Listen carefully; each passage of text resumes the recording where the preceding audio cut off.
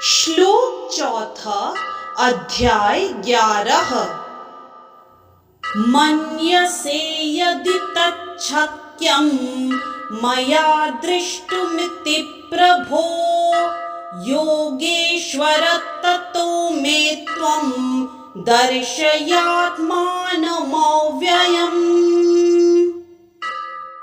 इस श्लोक के संदर्भ में एक दोहा प्रस्तुत है।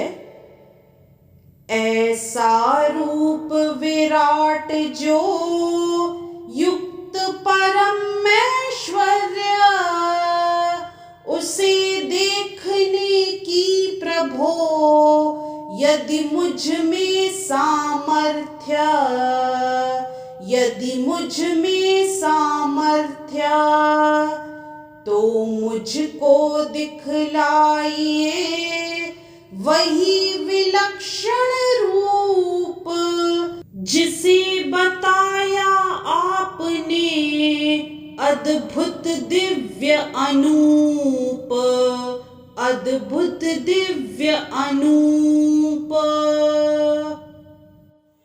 इस श्लोक में अर्जुन ने श्री कृष्ण से कहा, हे प्रभु, हे योगेश्वर, यदि आप सोचते हैं कि मैं आपके विश्व रूप को देखने में समर्थ हो सकता हूँ, तो कृपा करके मुझे अपना असीम विश्व रूप दिखलाइए।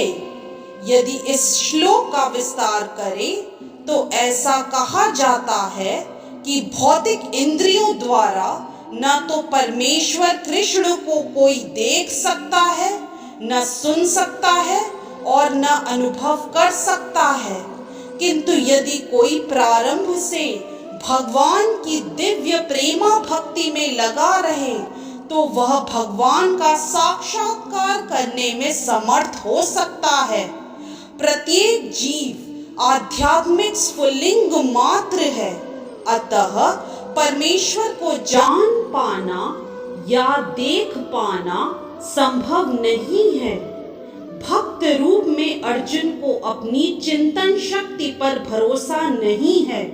वह जीवात्मा होने के कारण अपनी सीमाओं को और कृष्ण की अकल्पनीय स्थिति को स्वीकार करता है। अर्जुन समझ चुका था कि क्षुद्र जीव के लिए असीम अनंत को समझ पाना संभव नहीं है। यदि अनंत स्वयं प्रकट हो जाए तो अनंत की कृपा से ही उसकी प्रकृति को समझा जा सकता है। यहाँ पर योगेश्वर शब्द अत्यंत सार्थक है, क्योंकि भगवान के पास अचिंत्य शक्ति है। यदि वे चाहे तो असीम होकर भी अपने आप को प्रकट कर सकती हैं। अतः अर्जुन कृष्ण की अकल्पनीय कृपा की याचना करता है। वह कृष्ण को आदेश नहीं देता। जब तक कोई उनकी शरण में नहीं जाता और भक्ति नहीं करता, कृष्ण अपने को प्रकट करने के लिए बाध्य नहीं है। अतः जिन्हें अपनी चिंतन शक्ति मनोधर्म का भरोसा है, वे कृष्ण दर्शन नहीं कर पाते। इस तरह से श्लोक चौथा अध्याय 11 की व्याख्या यही संपन्न होती है। हरे कृष्ण। यदि आज का वीडियो आपको पसंद आया तो कृपया लाइक, सब्सक्राइब, कमेंट और शेयर करना न भूलें। चैनल का नाम है मिस्टिक फेथ।